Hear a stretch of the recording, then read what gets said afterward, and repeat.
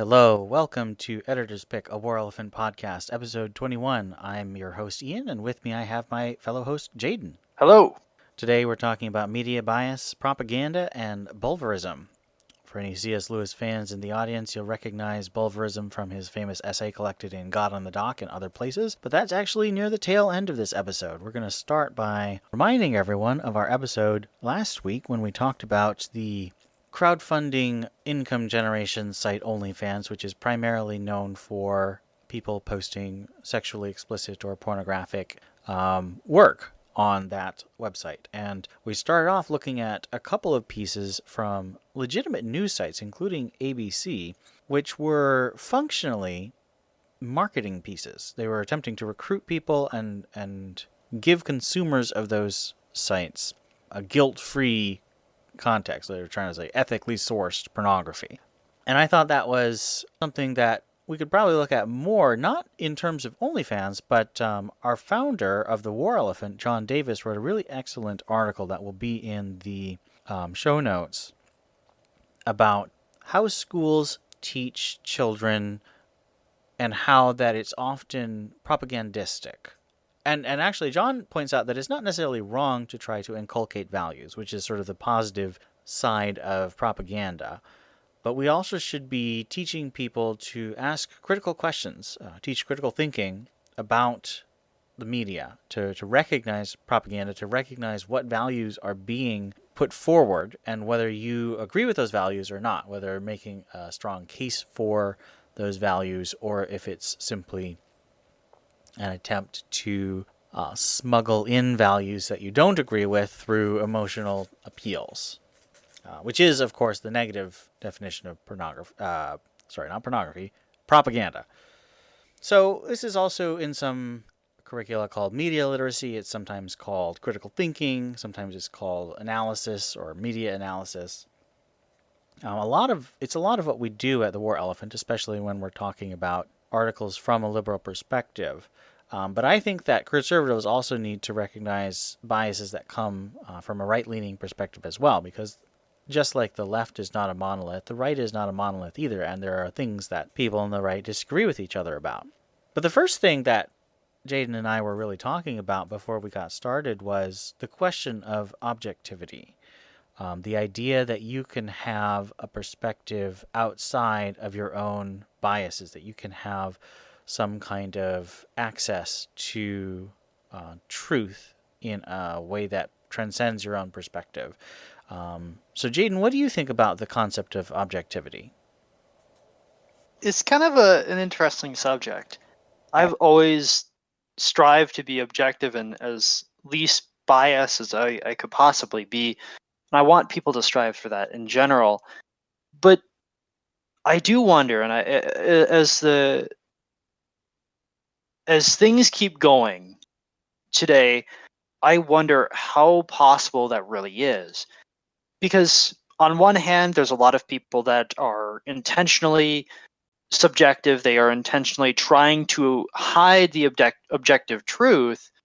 A lot of grifters and talking heads on both sides, they try to push their narrative, a subjective narrative, an often false narrative, just for their own gain. And it makes me wonder if it is even possible for humans, for human society to be truly objective. And I always wonder if it's even possible from like even the most basic level. Like, is it possible for me to remove all bias that I have? Like, obviously, I'm a conservative, and I believe a lot of conservative things, and I dislike a lot of things that are not particularly conservative. It's difficult for myself to get over a lot of my bias and view a lot of these things from an objective standard, because we often think humans in general, people in general, think that their own personal experiences are the objective truth and automatically assume that their own biases are objective because of their experiences. It makes me wonder, is there a way to get over that, over this subjectiveness that we think is objective, to actually get to objective truth. I don't know if that's really possible. It's something I've been really wrestling with lately. I think it is something that we need to wrestle with, especially with the rise of two phenomena that have really bothered me. The first is a phenomena you see a lot in talking heads, talk show hosts, and media figures who say, "This is my truth," or "They're speaking their truth." And I think that's offensive, because truth is either true or it's not true. Now, experience is a kind of truth, and so if you're talking about your experience, I can't necessarily say that's not true, but if your experience is divergent from the facts and can't be verified in any way and isn't shared by anyone else, I think that means that if you accept the idea that all truths are individual, perspectival, you end up with absolute chaos. There's no way to truly know ourselves or reality or each other, and ultimately we're all destined to chaotic conflict, and there's no real way to have harmony, communication, or true understanding of reality. So that's one extreme that I've seen and been very concerned about. And the other extreme is the people who claim to be objective but are unaware of their biases. And you see this on the left with a lot of people saying, well, we're going to listen to the science. I believe in reason. And actually on the conservative side, you have a lot of people who call themselves skeptics. And they're like, I question everything. And I think that's another extreme where you have a bunch of unexamined biases and you just assume that because you think you're being fair and you know that your intentions are good, then you do have a connection to truth correspondent with reality. My own perspective has been, for about a decade, I would say, is attempt to understand and be able to articulate your biases and deliberately put pressure on those biases when you're looking at a problem and attempt to obtain information from other perspectives, like deliberately seeking out perspectives that believe fundamentally different things about value than I do on an issue, and see if there's a way that I can shake out factual information and then incorporate that into my understanding, so that even though I am still biased and acknowledging my bias, I have at least tested that bias. So it's not coming from a bubble, it's not coming from some kind of solipsistic my truth, but it is in fact my best attempt to provide a perspective on what I think is reality. And I think it's always going to be imperfect, but I think that it's better to acknowledge bias and then work against it to try and be as objective as possible than either to just give in to subjectivism and perspectivalism with my truth, or falsely claim objectivity without actually acknowledging biases. So that would be my perspective on objectivity. We've had some conversations on our Discord, which will be linked in our show notes as well, where, we have a lot of very diverse conversations. We've got Jewish people, Christian people of all different kinds, Catholic and Protestant, Baptist, Presbyterian, atheists, and some Hindu people who have all these perspectives, who are generally right-leaning, although not universally at all. We also have a Buddhist. And we've attempted to figure out ways that we can agree on things like objectivity, but it is difficult because there's a lot of things that a Christian would believe about reality that a Jewish person would not. So it's not a settled question. It's not an easy question. But my belief is that we can strive towards objectivity, but we do so not by claiming it or not by trying to get rid of our biases, but by acknowledging and testing our own biases. What do you think about that, Jaedon? I think that's a really interesting take on how we can be objective. If I could add on one thing, a lot of people, and obviously this is a bit of a generalization, but a lot of people, when they encounter something that goes against their personal biases, they tend to react, even including myself, they tend to react in a way that tries to shut them down or to disprove it, even though that it may perfectly be true.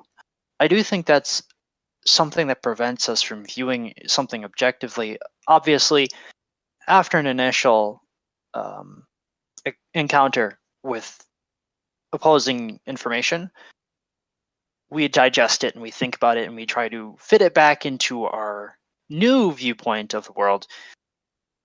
So I guess if I could add anything onto what you were saying, and I think what you said was a very important way to think about it, is that it might take a lot of time to really come to a really good standpoint, the closest to objectivity that one can get of this world. I'd agree. It's definitely a process and it's ongoing. Because the other thing is that our perspectives will change both through growth and through changing circumstances. I mean, perspective of the conservative side on foreign intervention and so forth has shifted a lot. So there are some of us who, I would count myself among them, who think that foreign intervention is necessary, but they're certainly not anywhere close to the kind of support you had back in 2002 to 2005. So that has changed, and so evaluating how you view the United States' interaction with other countries and the United States military obligations and our treaties and what treaties we should uphold and if we should attempt to break some treaties, those things have all changed in circumstance, which requires a reevaluation of our biases. So I would agree that it's going to be a long process, but I think that it's better to engage in that process than to either give up or pretend.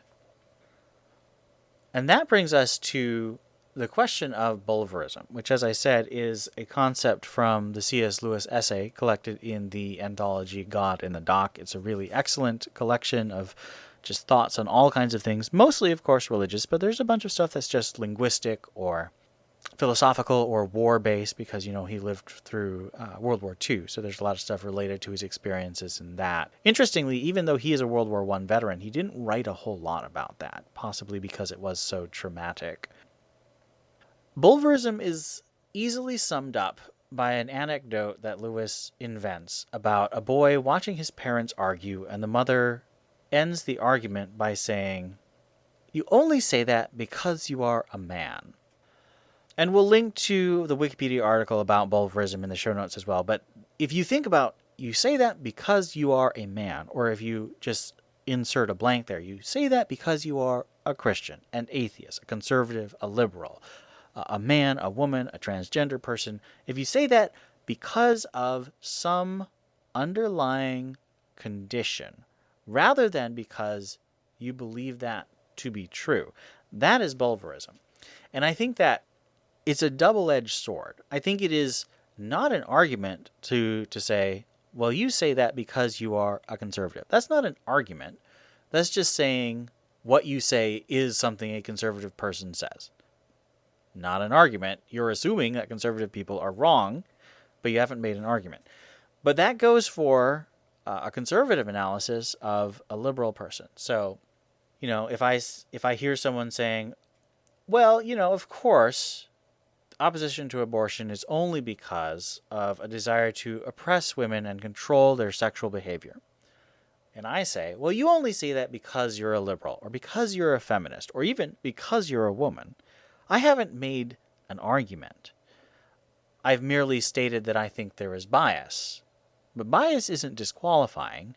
Bias just means, again, going back to my understanding of objectivity, bias just means that you need to test the bias, test the facts, test the arguments. A statement of bias is not a statement of untruth. So I think we really should be aware of Bulverism and be really careful in our arguments that we don't slip into dismissal of argument based on perspective or underlying condition. And this is just as prevalent, as I said, on the right as it is on the left. So I think it's a really helpful tool when we are engaging in media literacy and criticism, that we do have to identify a bias, but we can't stop there. We still have to make an argument. Now, we wanted to talk a little bit about some examples where media bias and literacy really need to be on the forefront of everyone's minds these days, because this last week we've had a lot of reporting on President Biden doing a bunch of stuff that President Trump did. So President Biden ordered Syrian airstrikes, and President Biden, and when I say President Biden, this is shorthand for his administration. I don't know necessarily if President Biden directly said these things, but President Biden's administration has created temporary, what are they called, Jaedon? Oh man, Temporary housing facilities? What are they? The migrant facilities for children. Yeah. They're basically cages. Like, I've seen the pictures. They really look grim. But they're called this euphemistic thing that sounds like it's friendly and helpful and necessary. When President Trump did this, it was all children in cages, except for the fact that they used a bunch of photographs from the Obama era of children in wire fences, behind wire fences. And I think it's really troublesome that even on the right, you had a bunch of people praising President Biden for doing things that they criticized President Trump for doing. And this is not in any way to say, oh, well, of course, President Trump was right. No, President Trump was often wrong. But people didn't evaluate what he did on whether it was right or wrong. They evaluated it on a gut reaction of either I am for Trump, therefore I agree with what he does, or I am against Trump, therefore I disagree with what he does. And I think that is Bulverism, and we need to really get away from that.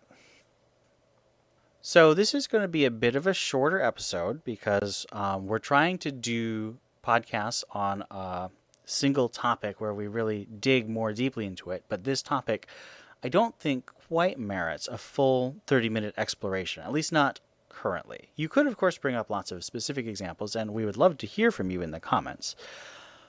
We also would like to encourage you, as previously mentioned, to join our Discord, where we have these kind of conversations in text and sometimes in voice chat all the time. All perspectives are welcome. Disagreements, as long as they keep with our 3 R's of respectful, researched, and relaxed, are always welcome.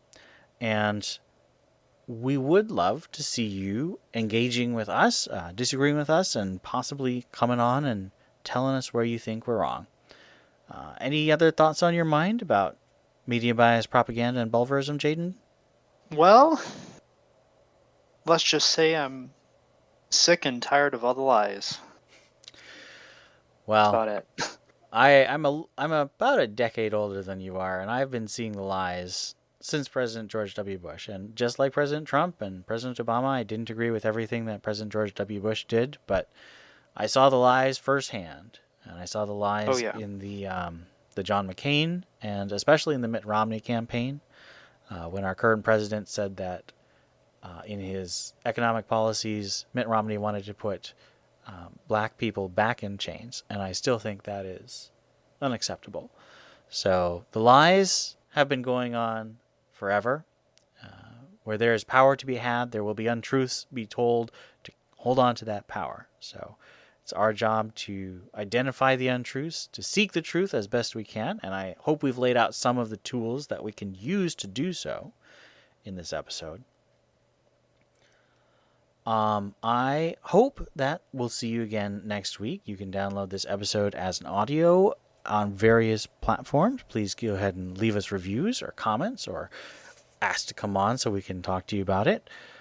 In the meantime, have a great week, and we'll see you next time.